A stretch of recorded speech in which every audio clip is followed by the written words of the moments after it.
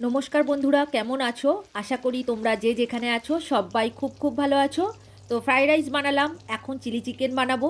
তবে মাংসটা আমি অনেকক্ষণ আগেই মাখিয়ে রেখেছিলাম, এখন পকোড়াগুলোকে ভেজে নিচ্ছি। তোমরা তো জানো চিলি চিকেন বানাতে, তাও আমি কিভাবে করি সেটাই তোমাদের সাথে শেয়ার করছি এবং খুব তাড়াতাড়ি হয়ে যায়।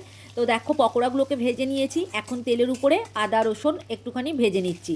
তো এরপরেই ক্যাপসিকাম দিয়ে দেবো, ক্যাপসিকাম দিয়েও আমাকে ভালো করে ভেজে নিতে হবে, কারণ ক্যাপসিকামে একটা গন্ধ থাকে। তো এখন নুন আর হলুদ দিয়ে দিলাম, একটু হালকা করে ভেজে নেব। তো এইবার পেঁয়াজ দিয়ে দেবো, পেঁয়াজ দিয়েও আমাকে হালকা করে ভেজে নিতে হবে। সব কিছুই কিন্তু হালকা করে ভেজে নিতে হবে। তো এইবার সস দেওয়ার পালা, সস না দিলে কিন্তু চিলি চিকেন কখনোই হবে না। তো আমি একটা সস বানিয়ে রেখেছিলাম, 3 রকম সস দিয়েছি, টমেটো সস, চিলি সস আর সোয়া সস। আর একটুখানি জল দিয়েছি, দিয়ে ভালো করে গুলিয়ে নিয়ে রেখেছিলাম, সেটাই এখন দিয়ে দিলাম। তো সস দিয়ে আবারও আমাকে একটু কষিয়ে নিতে হবে সমস্ত সবজির সাথে।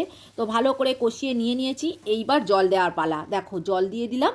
তো জল দিয়ে এবার জলটাকে একটু ফুটতে দেবো, আর এদিকে কর্নফ্লাওয়ার পাউডারগুলো রেখেছিলাম সেটাও দিয়ে দিলাম, দিয়ে ফুটিয়ে নিয়ে এবার চিকেনের বড়াগুলো দিয়ে দিলাম, মানে চিকেনের পকোড়াগুলো আর কি। পকোড়াগুলো দিয়ে আবারও আমাকে ঢাকা দিয়ে ফুটিয়ে নিতে হবে, যাতে পকোড়ার মধ্যে ঝোলটা সোপ করে নেয় এবং নরম হয়ে যায়।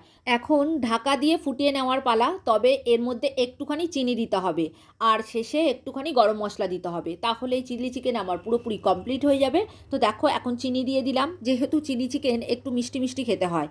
তো এখানে দেখো ফ্রাইড রাইস চিলি চিকেন দুটোই রেডি হয়ে গেছে, এইবার প্লেট সার্ভ করে দেওয়ার পালা।